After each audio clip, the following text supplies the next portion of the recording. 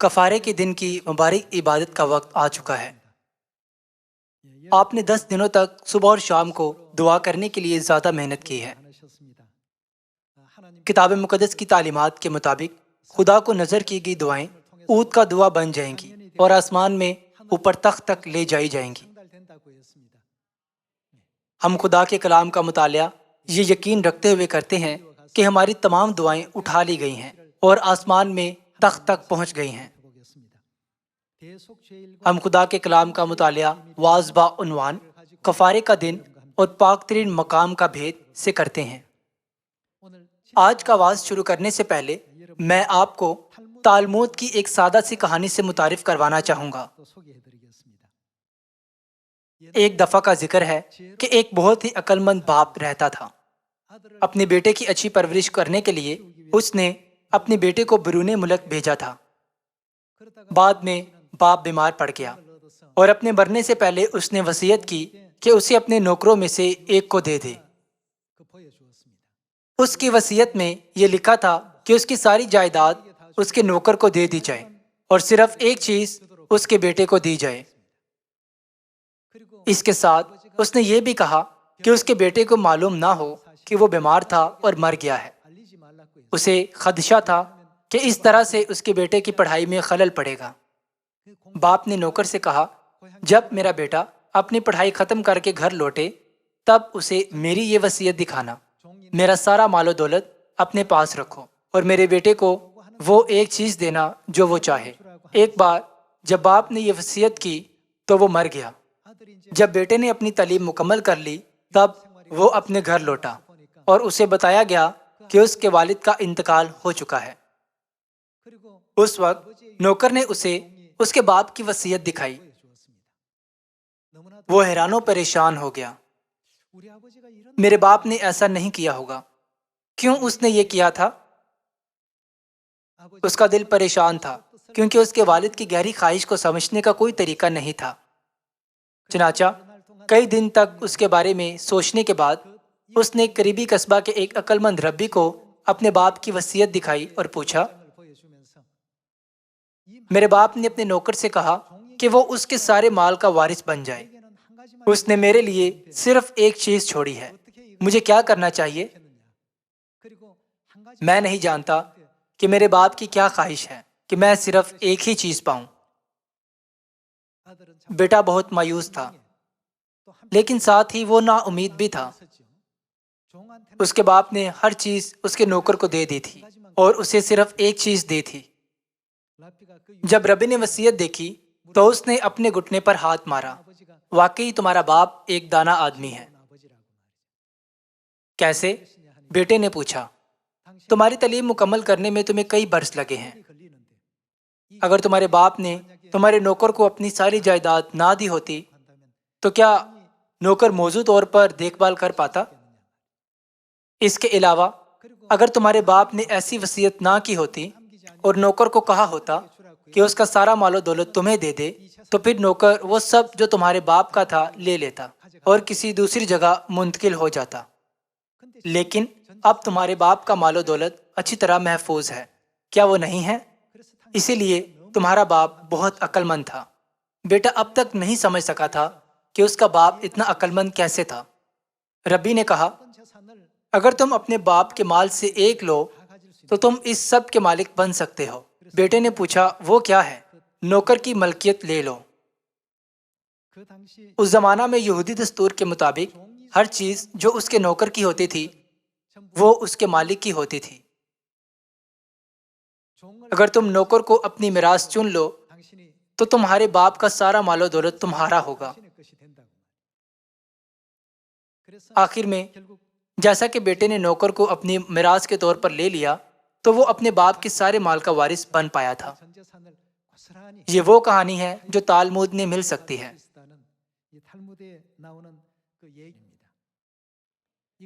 جیسا کہ ہم دیکھتے ہیں، آسمانی باپ اور آسمانی ماں نے بھی کتاب مقدس میں بہت سی چیزیں چھوڑی ہیں جو کہانی والے باپ کی وصیت کی طرح ہیں کہ وہ اپنے فرزندوں کو آسمان میں جلالی میراث بخشیں۔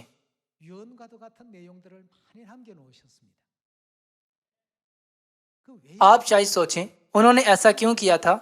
یہ بہتر ہوتا اگر وہ ہمیں کہتے کہ سب کچھ لے لو۔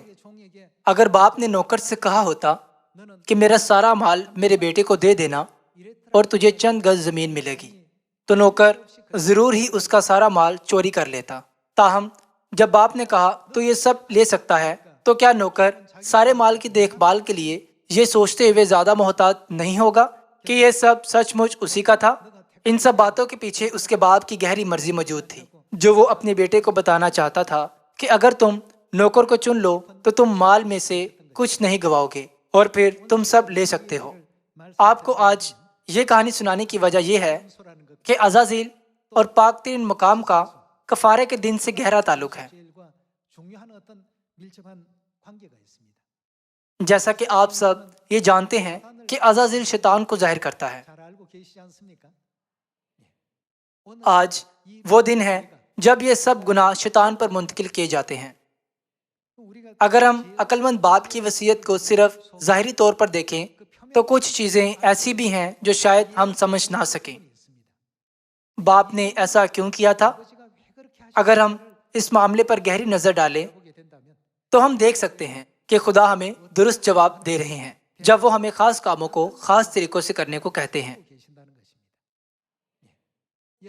کفارے کا دن وہ دن ہے جب 2 بکرے لیے جاتے تھے۔ ایک بکرا خدا کو خطا کی قربانی کے طور پر نذر کیا جاتا تھا، دوسرا بکرا عزازیل کہلاتا تھا۔ لوگوں کے سب گناہ عزازیل کے اوپر دھرے جاتے تھے اور اسے بیابان میں بھیج دیا جاتا تھا۔ وہ ایسی جگہ بھٹکتا رہتا تھا جہاں نہ کھانا نہ پانی ہوتا تھا اور آخرکار وہ بھوک و پیاس سے مر جاتا تھا۔ دوسرے لفظوں میں، جیسا کہ شیطان کو ظاہر کرنے والا قربانی کا بکرا بیابان میں بھٹکتا پھرتا تھا جہاں کوئی نہیں رہتا تھا اور آخرکار مر جاتا تھا، یوں اسرائیلیوں کے تمام گناہوں اور خطاؤں کے ساتھ کیا ہوتا تھا؟ وہ مکمل طور پر مٹ جاتے تھے۔ خدا نے پرانے عہد نامہ میں موسیٰ کی شریعت میں اس گہری سچائی کو رکھا ہے۔ عزازیل کا معاملہ ایک اہم معاملہ ہے جسے ہمیں سمجھنا چاہیے، اور دوسرا اہم معاملہ پاک ترین مقام کا ہے۔ عام طور پر پاک ترین مقام میں داخل ہونے کی اجازت نہیں ہوتی تھی۔ کب داخل ہونے کی اجازت ہوتی تھی؟ صرف کفارہ کے دن پر۔ سال میں صرف ایک بار کفارہ کے دن پردے کو ہٹایا جاتا تھا۔ کفارے کے دن پر سردار کاہن پاک ترین مقام میں داخل ہوتا تھا۔ صرف اس کے بعد جب سردار کاہن پاک ترین مقام پر خون چھڑکتا اور قربان گاہ پر خون ڈالنے کی رسم انجام دیتا تھا، تب اس کے لیے راستہ کھلتا کہ عزازیل پر اپنے ہاتھ رکھے اور اسے ویرانے میں بھیج دے۔ چونکہ یہ سب آپ کتاب مقدس سے پڑھ چکے ہیں، اس لیے آپ اس عمل کو اچھی طرح جانتے ہیں۔ کفارے کا دن آنے تک جب بھی لوگ گناہ کرتے تھے تو وہ برا یا بکرا کاہن کے پاس لاتے اور اپنے گناہ کا اقرار کرتے تھے۔ وہ خطا کی قربانی کے برے یا بکرے پر اپنے گناہوں کی مزدوری لاد دیتے تھے۔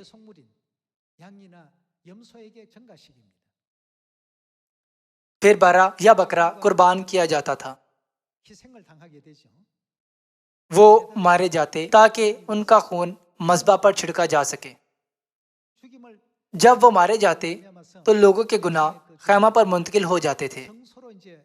ان کے گناہ 1 برس تک خیمہ پر رکھے جاتے اور جمع ہوتے رہتے تھے۔ کفارے کے دن سردار کاہن خیمہ کا پردہ ہٹاتا اور پاک ترین مقام میں داخل ہوتا تھا۔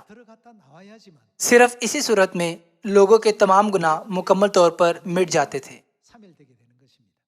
حتیٰ کہ اگر برا ذبح کیا جاتا اور ایک خاص تاریخ کو خدا کے لیے سوختنی قربانی کے طور پر پیش کیا جاتا ہے تو اس دن گناہ مکمل طور پر نہیں مٹتے ہیں۔ یہ صرف پاک ترین مقام میں داخل ہونے سے ہی ہوتا ہے کہ گناہ مکمل طور پر مٹائے جا سکیں۔ پس پاک ترین مقام کا کردار بہت اہم ہے۔ یہ بالکل تالمود کی کہانی کی طرح ہے۔ بیٹے نے سوچا کہ اسے اپنے باپ کی وراثت کا بظاہر چھوٹا سا حصہ ملا ہے، لیکن حقیقتاً کیا باپ اصل میں اسے وہ سب کچھ نہیں دے رہا تھا جو اس کے پاس تھا؟ اگر بیٹا گہری مرضی کو نہ جانتا تو وہ اپنے باپ کی وصیت سے غلط فہمی کا شکار ہو گیا ہوتا۔ وہ غلطی سے سوچتا کہ میرے باپ نے میرے لیے کچھ نہیں چھوڑا ہے۔ متی 13 باب کے مطابق کتاب مقدس کی 66 کتابوں میں کیا لکھا ہے؟ शागिर्दों ने कहा, तो उनसे तमसीलों में क्यों बातें करता है? यीशु ने क्या जवाब दिया था? यीशु ने कहा, आसमान की बादशाही के भेदों की समझ तुम्हें दी गई है, मगर उनको नहीं दी गई। लिहाजा खुदा ने हमें बकसरत हिकमत और मार्फत की बरकत बख्शी है ताकि हम किताब मुकद्दस को पढ़ें और आसानी से इसे समझ सकें। अज़ाज़ील जो शैतान को जाहिर करता है और पाक तरीन मकाम के दरमियान एक ताल्लुक मौजूद है। ये कफ़ारे के दिन के मरकजी अल्फाज हैं। क्यों खुदा ने ये बातें हत्ता के तमसीलों में कही थी? इस तमसील की हकीकत क्या है? आइए हम इस मामले की तस्दीक करते हैं। जब हम हैकल का हवाला देते हैं तो हम एक ऐसी इमारत का हवाला दे रहे होते हैं जो एक जगह कायम होती है और यहाँ वहाँ ले जाई नहीं जा सकती। जब हम खैमा का हवाला देते हैं तो हम उस खैमा का हवाला दे रहे होते हैं जिसे वो बियाबान के 40 बरसों में यहाँ वहाँ ले जा सकते थे। पाक तरीन मकाम के मामला को समझने की गर्ज से हमें पहले खैमा पर गौर करना चाहिए। मुकाशवा की किताब का 21वां बाब खोलते हैं। मुकाशवा बाब 21 आयत 22 देखते हैं। और मैंने उसमें कोई मकदिस ना देखा, इसलिए कि खुदावंद खुदा कादिर मुतलक और बर्रा उसका क्या है? मकदिस है। वो खुद मकदिस हैं। 3500 साल पहले खुदा ने मूसा को ये दिखाया था। खुदा ने उसे आसमानी खैमा से क्या करने को कहा था? खुदा ने उसे खैमा बनाने को कहा जो कि नकल हो। ये वो खैमा है जो मूसा ने बनाया था। खैमा का तौलो अर्ज, साख्त और तरतीब आसमानी खैमा के नमूना के मुताबिक बनाए गए थे। ताहम जब यूहन्ना रसूल ने मुकाशफा पाया, उसने खैमा नहीं देखा, उसने मकदिस नहीं देखा था। ताहम असल में मकदिस कौन था? ये लिखा है बरा मकदिस है। बाहर से ये एक इमारत जैसी नजर आती है, लेकिन जब हम अंदर जाते हैं तो पहला कमरा पाक मकाम है और दूसरा कमरा पाक तरीन मकाम है। क्योंकि ये कहा गया है कि बरा मकदिस है, तो किताब मुकद्दस हमें सिखा रही है कि यीशु मकदिस है। इस मंजर को करीब से देखते हैं। मती बाब 27 आयत 50 से देखते हैं।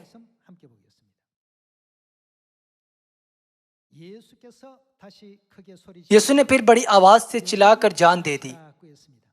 ये वो मंजिल है जब यीशु सलीब पर कुर्बान हुए और हमारे गुनाहों के लिए मुए थे। किताब मुकद्दस कहती है कि उसने जान दे दी। जायजा लेते हैं कि उनके मरने के बाद क्या हुआ था। और मकदिस का पर्दा ऊपर से नीचे तक फटकर 2 टुकड़े हो गया और जमीन लर्जी और चट्टानें तड़क गईं और कब्रें खुल गईं और बहुत से जिस्म उन मुकद्दसों के जो सो गए थे जी उठे।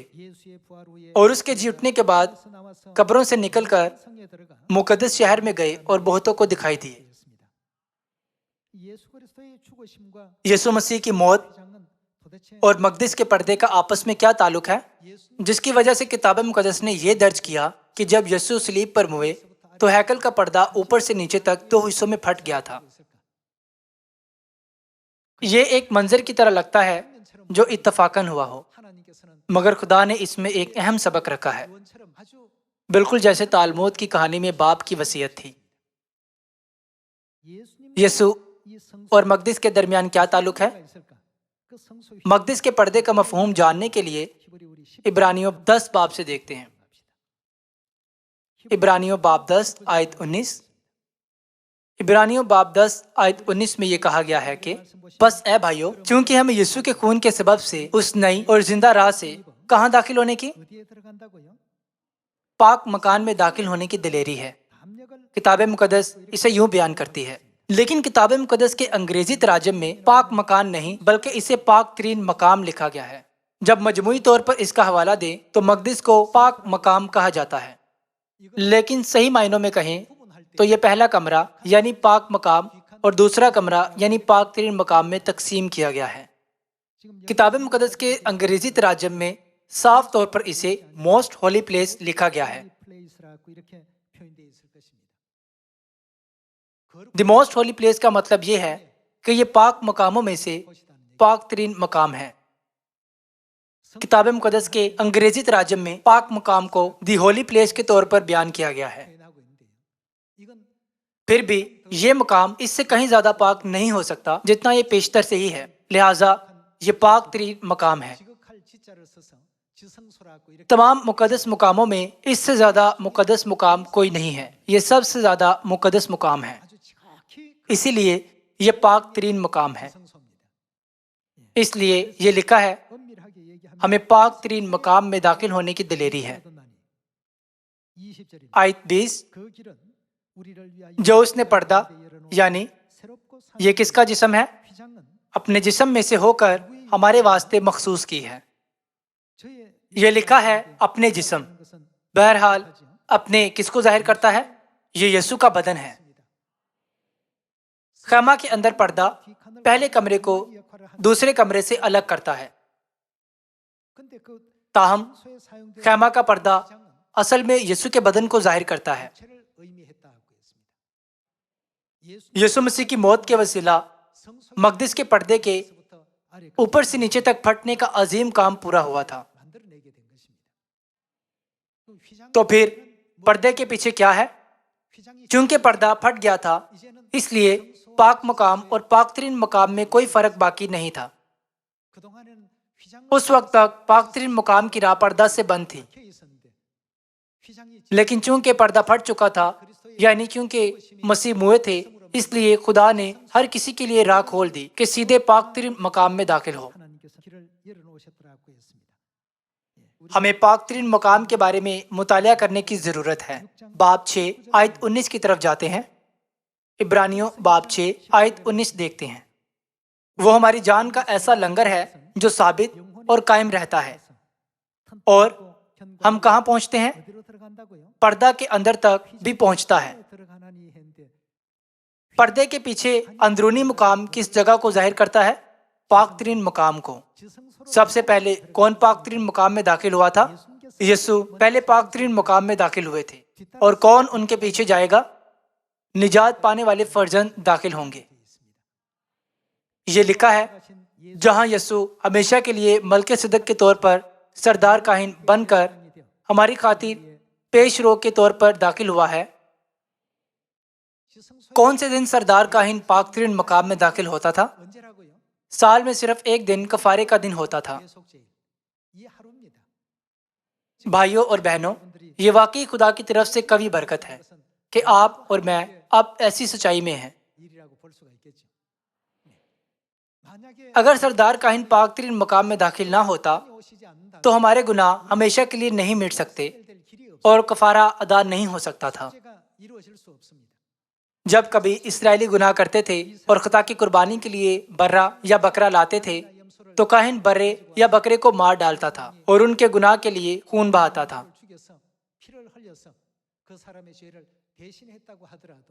اس کے باوجود گناہ غائب نہیں ہوتے، یہ خیمہ پر ہی رہتے ہیں۔ کفارے کے دن پر جب سردار کاہن پاک ترین مقام میں داخل ہوتا ہے تو اس وقت ابدی خلاصی بخشی جاتی ہے۔ اس لیے پاک ترین مقام ایک ایسی جگہ ہے جس کے لیے ہم آسمانی گناہگاروں کو نہایت شکر گزار ہونا چاہیے۔ پاک ترین مقام کے بغیر ہمارے گناہوں کا ابدی کفارہ ممکن نہیں ہوگا۔ جب ہم پرانے عہد نامہ میں موسیٰ کی سیرت کو دیکھیں تو پاک ترین مقام کے وسیلہ خدا ہمیں کیا بتانا چاہتے ہیں؟ خدا نے کیوں کہا کہ یہ آسمانی چیزوں کی نقل و عکس ہے اور موسیٰ کو حکم دیا کہ اسے زمین پر بالکل ویسے ہی بنائے جیسے آسمان میں ہے؟ یہ بھی لکھا ہے میں نے شہر میں کوئی مقدس نہ دیکھا کیونکہ برا اس کا مقدس ہے۔ پاک ترین مقام جو کہ مقدس میں دوسرا کمرہ تھا کیا ظاہر کرتا ہے؟ پہلا سلاطین باب 6 کی طرف جاتے ہوئے معلوم کرتے ہیں۔ پہلا سلاطین باب 6 آیت 14۔ باب 6 آیت 14 میں یہ کہا گیا ہے کہ پس سلیمان نے وہ گھر بنا کر اسے تمام کیا اور اس نے اندر گھر کی دیواروں پر دیودار کے تختے لگائے۔ اس گھر کے فرش سے چھت کی دیواروں تک اس نے ان پر لکڑی لگائی، اور اس نے اس گھر کے فرش کو صنوبر کے تختوں سے پاٹ دیا، اور اس نے اس گھر کے پچھلا حصہ میں 20 ہاتھ تک فرش سے دیواروں تک دیودار کے تختے لگائے۔ اس نے اسے اس کے اندر بنایا تاکہ وہ الہام گاہ یعنی پاک ترین مکان ہو۔ پاک مقام ہیکل کے داخلی دروازہ کے ساتھ واقع ہے، اور پاک ترین مقام اور اندر واقع ہے، اس لیے یہ الہام گاہ بھی کہلاتا ہے۔ اس نے اسے ان کے اندر بنایا تاکہ وہ الہام گاہ یعنی پاک ترین مکان ہو۔ آیت 17۔ اور وہ گھر یعنی الہام گاہ کے سامنے کی ہیکل 40 ہاتھ لمبی تھی، اور اس گھر کے اندر اندر دیودار تھا جس پر لٹو اور کھلے ہوئے پھول کندہ کیے گئے تھے۔ سب دیودار ہی تھا اور پتھر مطلق نظر نہیں آتا تھا۔ اور اس نے اس گھر کے اندر بیچ میں الہام گاہ تیار کی تاکہ خداوند کے عہد کا صندوق وہاں رکھا جائے۔ اور الہام گاہ پاک ترین مقام کے لیے دوسرا اظہار بیان الہام گاہ ہے۔ الہام گاہ یہ کتنی لمبی ہے؟ اندر ہی اندر سے 20 ہاتھ لمبی اور 20 ہاتھ چوڑی اور 20 ہاتھ اونچی تھی۔ اس کی لمبائی اور چوڑائی اور اونچائی سب برابر ہیں، جیسا کہ خدا نے موسیٰ کو خیمہ بناتے وقت بھی یہی نمونہ دکھایا تھا۔ اسی طرح جب سلیمان نے ہیکل بنائی تو پاک ترین مقام کی ساخت بالکل تبدیل نہیں ہوئی تھی۔ اس کی لمبائی اور چوڑائی اور اونچائی کتنی ہے؟ پاک ترین مقام ایک ہی لمبائی، چوڑائی اور اونچائی کے ساتھ بنایا گیا تھا۔ صرف جب سردار کاہن یہاں داخل ہو تو سب گناہ مکمل طور پر غائب ہو سکتے ہیں، ورنہ گناہ ہمیشہ مقدس پر ہی رہیں گے۔ پاک ترین مقام کے طول و عرض، لمبائی، چوڑائی اور اونچائی میں ایک جیسے ہی ہیں۔ ہم اس بات کی تصدیق سلیمان کی ہیکل بنانے کی تاریخ سے کر سکتے ہیں، اور ہم اس منظر کو دوبارہ یوحنا رسول کے مکاشفہ سے دیکھ سکتے ہیں۔ مکاشفہ کی کتاب کے 21ویں باب کی طرف جاتے ہیں۔ مکاشفہ باب 21 آیت 9 سے دیکھتے ہیں۔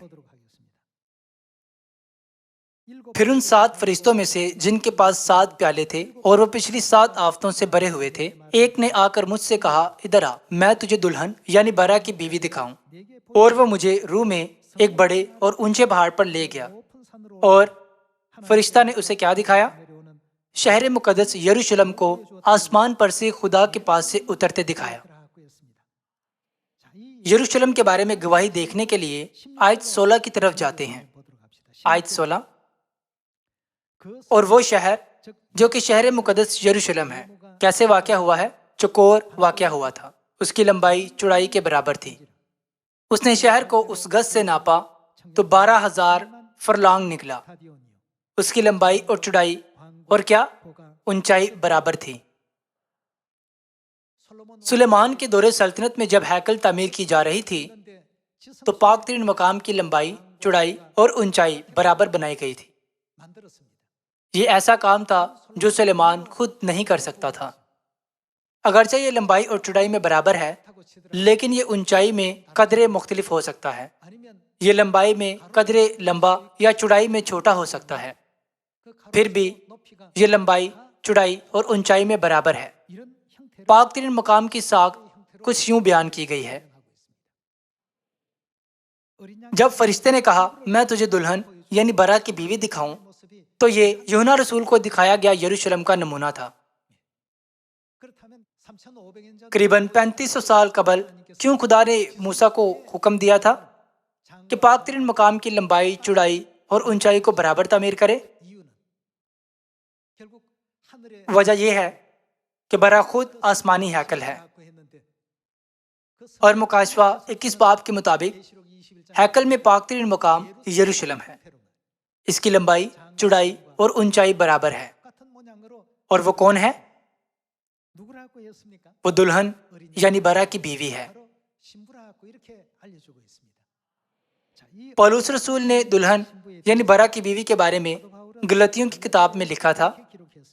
گلتیوں کی کتاب کے 4 باب کی طرف جاتے ہیں۔ گلتیوں باب 4 آیت 26 سے خدا کا کلام پڑھتے ہیں۔ مگر عالم بالا کی یروشلم، یہ وہی یروشلم ہے جسے ہم نے مکاشفہ 21 باب میں دیکھا تھا۔ آزاد ہے اور وہی کون ہے؟ ہماری ماں ہے۔ پرانے عہد کی شریعت سے خدا نے ہمیں پاک ترین مقام کی اہمیت سکھائی تھی۔ سردار کاہن سال میں ایک بار پاک ترین مقام میں داخل ہو سکتا تھا۔ اس میں داخل ہوئے بغیر لوگوں کے گناہ ہرگز مکمل طور پر غائب نہیں ہو سکتے تھے۔ خدا نے ہمیں یہ سمجھنا بخشا کہ یہ ہم پر بھی اسی طرح عائد ہوتا ہے۔ خدا نے ہمیں یہ اعلان کیا ہے کہ اگر آپ کا آسمانی یروشلم ماں پر پختہ ایمان نہ ہو تو آپ اپنے گناہوں سے مکمل معافی حاصل نہیں کر سکتے۔ ہم شاید سوچیں، کیا سردار کاہن کسی بھی وقت پاک ترین مقام میں جا اور آ نہیں سکتا تھا؟ تاہم خدا نے اسے اس طرح سے انجام دینے کے لیے کبھی نہیں بنایا۔ خدا نے انہیں کفارہ کے دن کے سوا داخل ہونے کی اجازت نہیں دی تھی۔ کیا آپ اور میں وہ فرشتے نہیں جنہوں نے آسمان میں گناہ کیا تھا اور اس زمین پر پھینکے گئے تھے؟ تمام بنی آدم نے آسمان میں ناقابل معافی گناہ کیا تھا اور زمین پر پناہ کے شہر میں پھینک دیے گئے تھے۔ جب نبوتی وقت آتا ہے تو خدا باپ اور خدا ماں ہمیں بلائیں گے۔ مکاشفہ کی کتاب باب 22 آیت 17 دیکھتے ہیں، اور روح اور دلہن کہتی ہیں، کیا روح مسیح کو جو برا ہے ظاہر نہیں کرتا؟ مکاشفہ کی کتاب کے 21ویں باب میں دلہن کو یروشلم کہا گیا ہے۔ عالم بالا کی یروشلم آزاد ہے، اور وہ کون ہے؟ ہم اس آیت کو اس طرح دہرا سکتے ہیں کہ باپ اور ماں کہتے ہیں۔ وہ کیا کہتے ہیں؟ آ، اور سننے والا بھی کہے آ، اور جو پیاسا ہو وہ آئے، اور جو کوئی چاہے آب حیات مفت لے۔ جو لوگ گناہوں کی معافی حاصل کرنا چاہتے ہیں انہیں روح اور دلہن کے پاس آنا چاہیے۔ جب اسرائیلی گناہ کرتے تھے تو وہ خدا کی قربانی کے طور پر برے اور بکرے کو لے کر کہاں جاتے تھے؟ وہ خیمہ میں کاہنوں کے پاس جاتے تھے۔ جب وہ خیمہ میں جاتے تو کاہن ان کے گناہ کے لیے برے یا بکرے کو قربان کرتا تھا۔ پھر وہ گناہ ایک برس تک خیمہ پر کفارہ کے دن تک رہتے تھے۔ کفارہ کے دن پر جب سردار کاہن پاک ترین مقام میں داخل ہوتا تھا تب اسی دن ہمارے سب گناہ واپس ہمارے دشمن ابلیس کو دے دیے جاتے ہیں، اور ہم مزید گناہ کے غلام نہیں رہتے ہیں۔ ان تمام نبوتی مناظر کی پرانے عہد نامہ میں موسیٰ کی شریعت میں منظر کشی کی گئی تھی۔ خدا نے نقل کے ذریعے روحانی صورتحال کو بیان کیا تھا۔ ہم آج یہاں ہیں کیونکہ باپ اور ماں نے ہمیں آنے کے لیے بلایا ہے۔ کیا ہمیں سمجھنا نہیں چاہیے کہ ہم کتنے خوش نصیب اور شکر گزار ہیں؟ اگر ہم خدا باپ اور خدا ماں سے نہ ملے ہوتے تو ہمارے بڑے گناہ کس کے وسیلہ معاف ہو سکتے تھے، اور کس کے وسیلہ ان کا کفارہ ممکن ہو سکتا تھا؟ مکاشفہ کے عین اختتام پر خدا بیان کرتے ہیں کہ کیسے خدا باپ اور خدا ماں ہمیں پکار کر بلا رہے ہیں۔ گناہ کی غلامی میں تھکی ماندی روحوں سے اور ساتھ ہی گناہ میں مبتلا تمام بنی آدم سے خدا کہتے ہیں کہ اگر تمہیں آرام کی ضرورت ہے تو میرے پاس آؤ، میں تمہیں آرام دوں گا، میں تمہیں آب حیات کے چشمے کو لے جاؤں گا۔ ان تمام مناظر کا موازنہ اس کہانی سے کیا جا سکتا ہے جو میں نے پہلے آپ کو عقل مند باپ کے بارے میں سنائی تھی، جس نے اپنے بیٹے کے لیے بہترین وصیت لکھی تھی۔ اسی طرح خدا نے کتاب مقدس کی 66 کتابوں میں اپنی پوشیدہ مرضی رکھی ہے اور کہتے ہیں ماں کی پیروی کرو۔ علیشا نے ایلیا کی پیروی کی، یشوع نے موسیٰ کی پیروی کی، پطرس نے یسوع کی پیروی کی، اور میں ماں کی پیروی کرتا ہوں۔ باپ نے خود ہمارے لیے نمونہ قائم کیا ہے۔ آج کفارہ کا بڑا فضل حاصل کرنے کی غرض سے ہمیں پاک ترین مقام کی ضرورت ہے۔ پاک ترین مقام کے بغیر گناہوں کی معافی نہیں ہو سکتی۔ خدا کے پاک ترین مقام کو بنانے کی وجہ یہ ہے کہ خدا ہمیں آگاہ کرنا چاہتے ہیں کہ ہماری آسمانی ماں یروشلم ہے جو عالم بالا پر ہے اور آزاد ہیں۔